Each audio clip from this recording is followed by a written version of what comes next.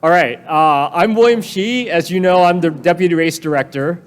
But as a professional in my day job, I also serve as a Raytheon engineer. And in aerospace, as with a lot of our projects, there's a level of complexity that happens.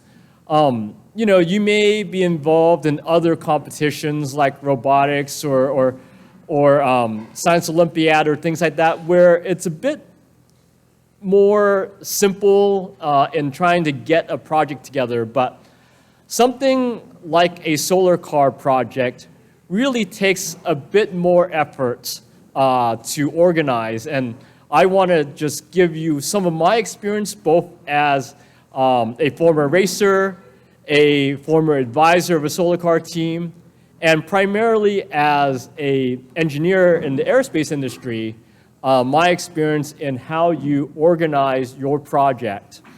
You'll also hear some more about projects and how teams lead their projects from the various project managers from the University of Michigan and Texas A&M. So this is just my experience. So I'll start with a quote, this quote from Stephen Covey. All things are created twice, first mentally, then physically. The key to creativity is to begin with the end in mind, with a vision and a blueprint for the desired results. This is sort of the encapsulation of our project management. You have to say, okay, what am I trying to put together? Think about from the end in mind, and you start trying to piece things together and put individual pieces in place to help you get to the end. Right? So essentially, that mental putting things together is your first part. The project, management, project organization is to say, I need to build a solar car to race in July. And then I have to think about what are all the steps I have to do to get there, and then you manifest it physically. And so this is the key part of project management. It's like, hey, let me plan everything out so that by the time I get to the race, I have everything done.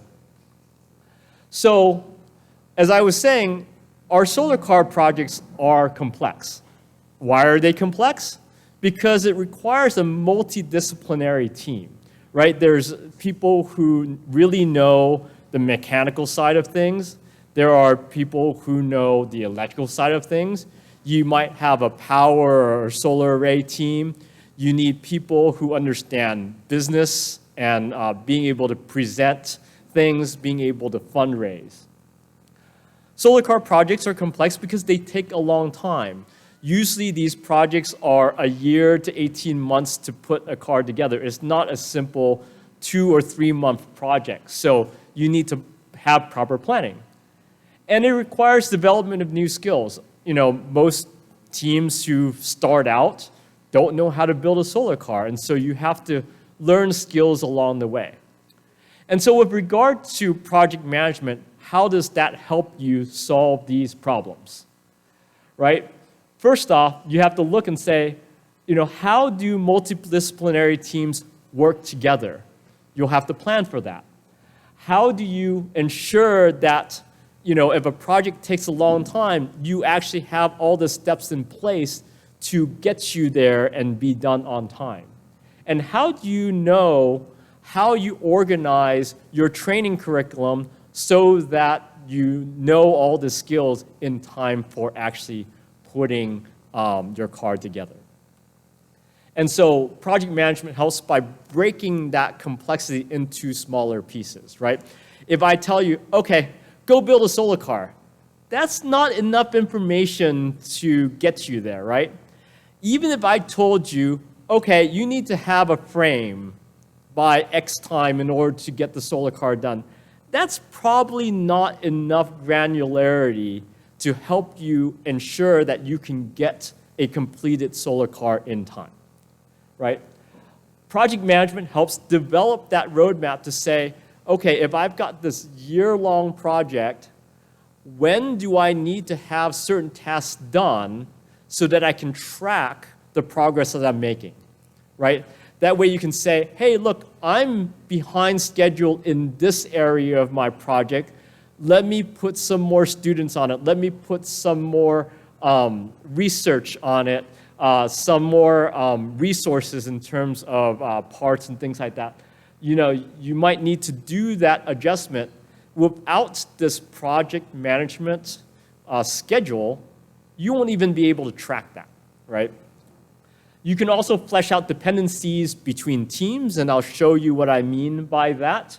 But in industry, we call that just-in-time manufacturing. It's like, could I have the component that I'm relying on done by a certain time so that the next team could take it and finish their component, and so on and so on, right? Set trip points for evaluation, as I was talking about. Am I on track? Am I falling behind? What do I need to get done? And then prioritize work on a week-by-week basis. We have this concept in project management called the critical path. In a project as complex as a solar car, you have a lot of things that are going on all at the same time. But in that schedule, there will be things that if I slipped a week, it won't really affect my final deadline. Whereas there are certain tasks that go, if I slip a week, that means I'm going to be a week later. Those tasks that are really day-for-day slip really represent the critical path. These are the critical tasks that if you were to miss anything, if you were to slip schedule, it's going to push your entire schedule later in completion. So you'll need to track that in your project management, and then that way you can apply the appropriate resources to your critical path. Okay. So, if you're a new team, you're coming here and saying, I've never built a solar car before. How do I even plan for a complex project like that? And so we've given resources. We have this project planning calendar that we have available to you that does some of the at least high-level project management for you. And it gives you this level of schedule that tells you, hey, in September, you're going to organize your team. Around this time, you're going to be prototyping and building, which is why we've provided this curriculum to you at this time, because you're working on prototyping, you're working on building, and we're giving you the skills to do that. And then hopefully by April and May and June, you're really more of re-engineering and testing. So we've given you this high-level schedule that you can take to start planning your project out. From there, you start breaking things down into smaller and smaller pieces. And when we talk about this wider schedule of December to March being your design and build phase, that's not enough detail for you, right? And so you start looking at the smaller detail and say, okay, what do I need to get done at a particular time? And what are the dependencies for that? So the way that I would organize a project is to break it down into your teams, your mechanical, your electrical, power, and business teams. And then you sort of start breaking those teams into the subsystems that need to be done. Your frame, your suspension, your steering, and on, right? So when you start looking at those major components that are there, you have your frame, your suspension, your steering, your brakes, your drivetrain. You also start naturally seeing dependencies between one and another, right? We say that, hey, you want to get your suspension done before your steering, for example, or you need your batteries in place to power your motor and controller. And so you start organizing your major subsystems out, and then you start drawing those dependencies so that you focus on getting what you need done first, and then it feeds the rest of your tasks. And then from then on, you start breaking things down into smaller tasks. And I'll give you an example of that to come. But when you take the high-level schedule, you break it down into your subsystems, you break it down your individual tasks, then you say, I need to schedule all those tasks to be done by March so that I have enough leeway to re-engineer and test, right? So a concept of project management is the critical chain and buffer.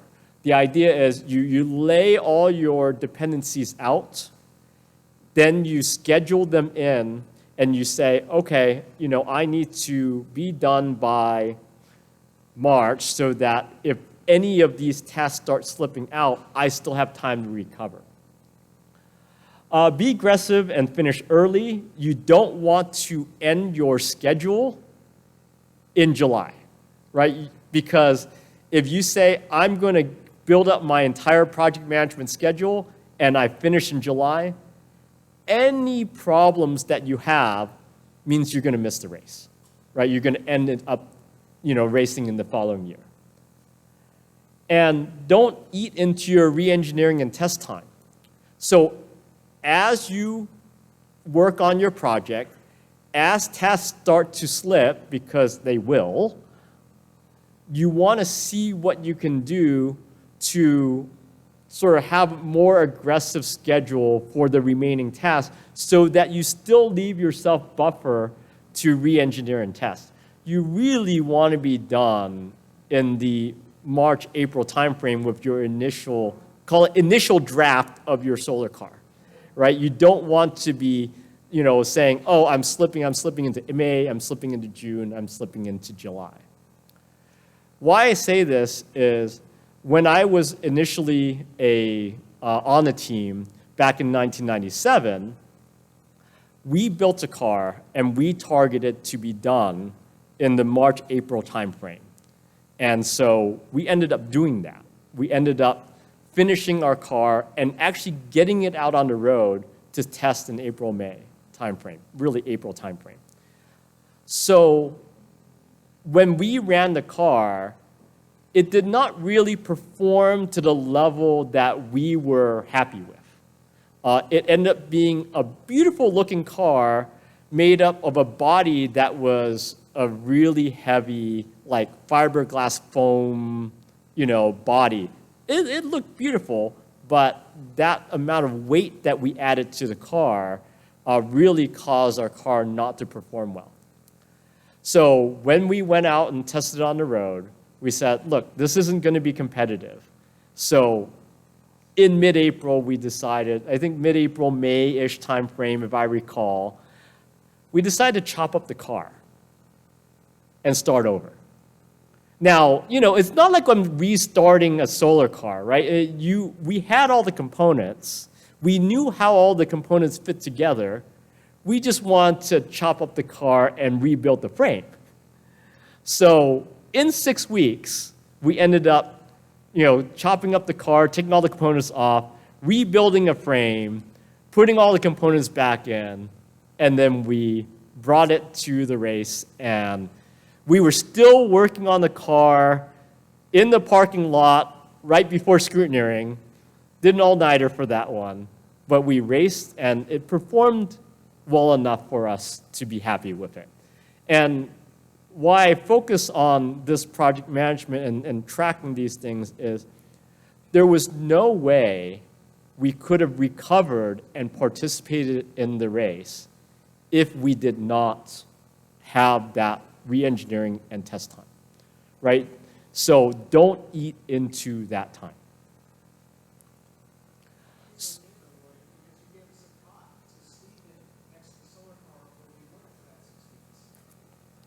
We spent a lot of time working on those 6 weeks, yes.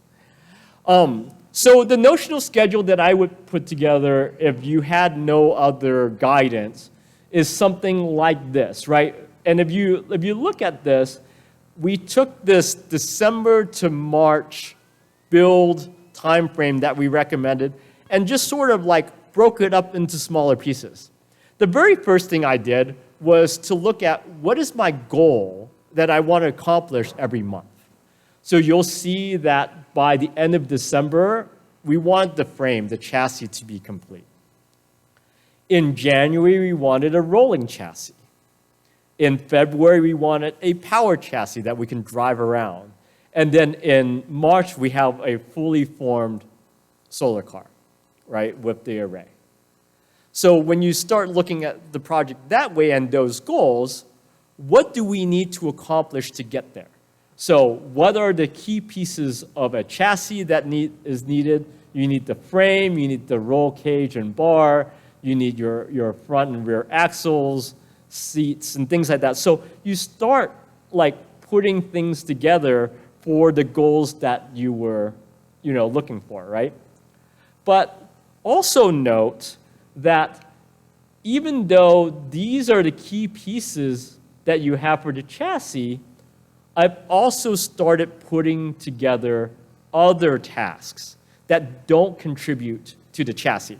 For example, electrical design is not part of that, contribute to the chassis.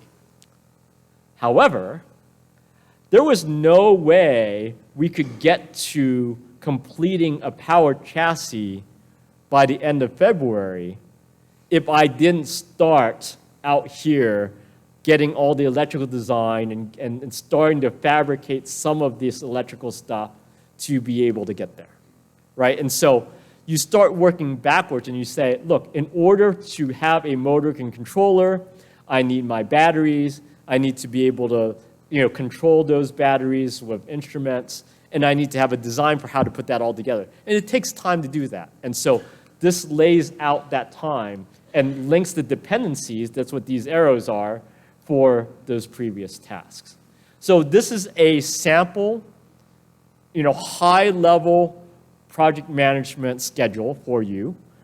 Your results may vary, right? You need to put the thought into, okay, so what do I need to do? Could I make things parallel, right? Theoretically, some of these things could be done earlier, if you had the resources to do so. You just have to look for your own car. Okay, so once you get that high-level schedule, you then need to start breaking it up to smaller pieces, right? So for steering, for example, there's a few things you have to do, and here's some tasks that you have to do, right?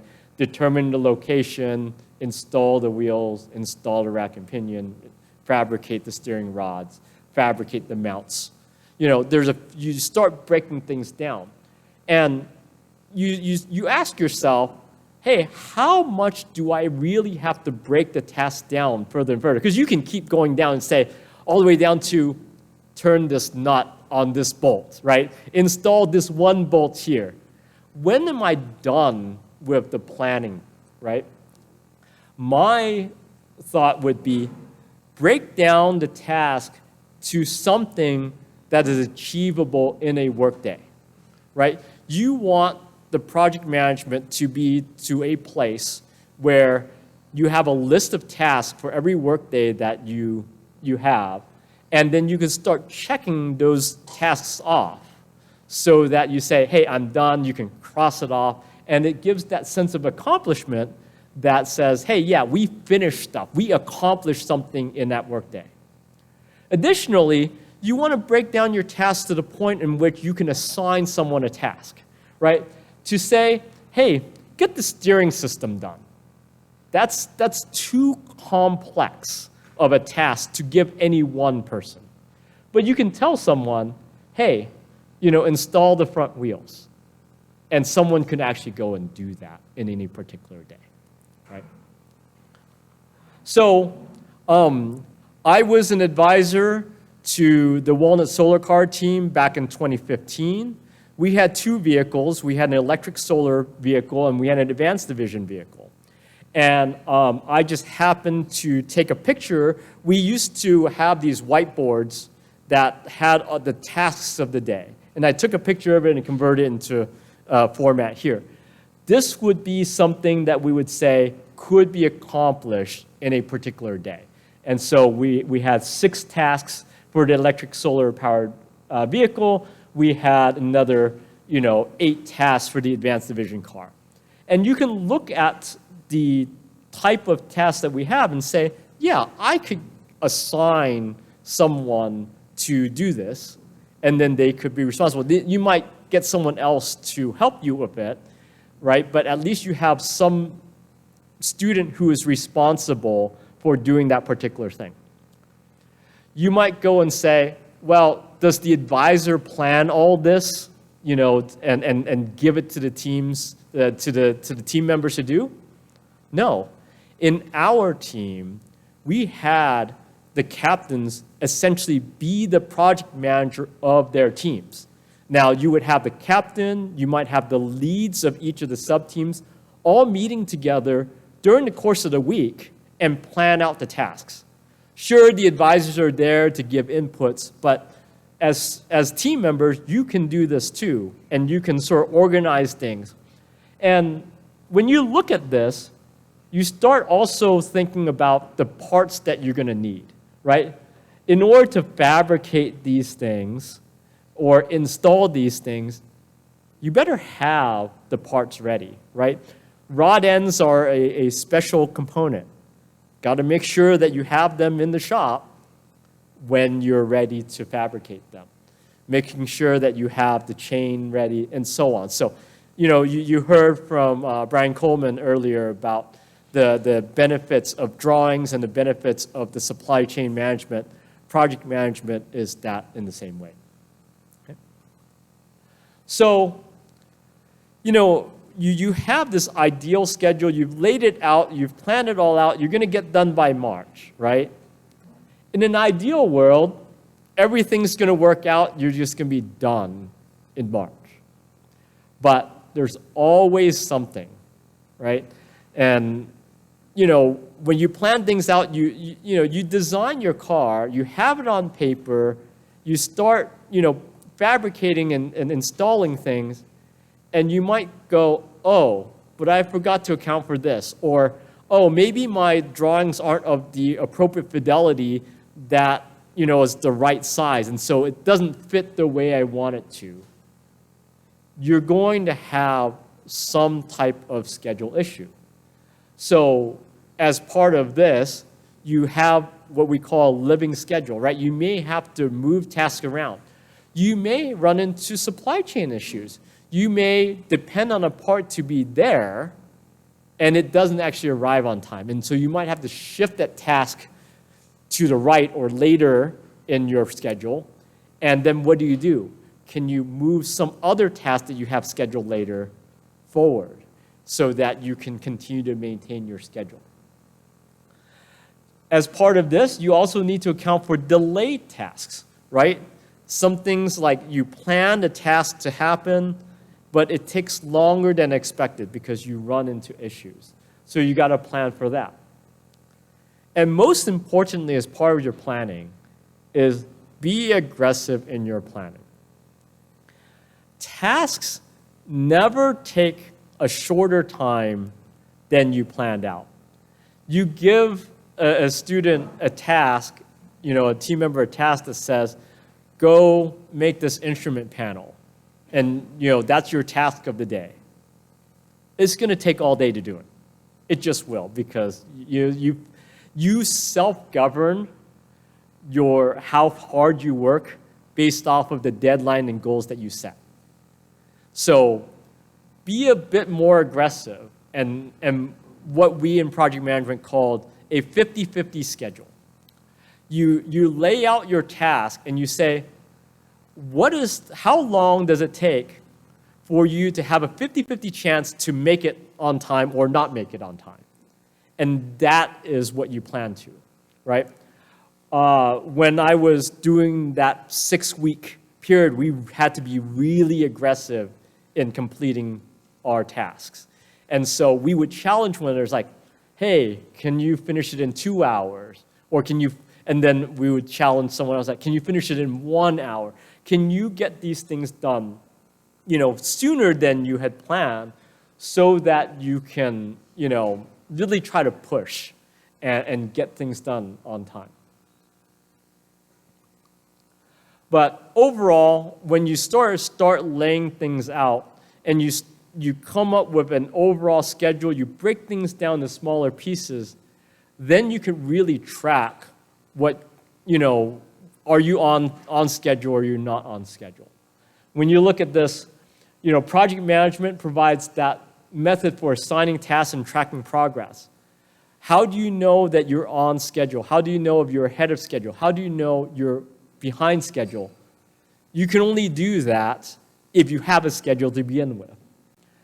You know, when things start slipping, how do you reallocate resources? Do I need to move some people from the electrical team to mechanical team and cross-train them because I'm falling behind on the mechanical side of things?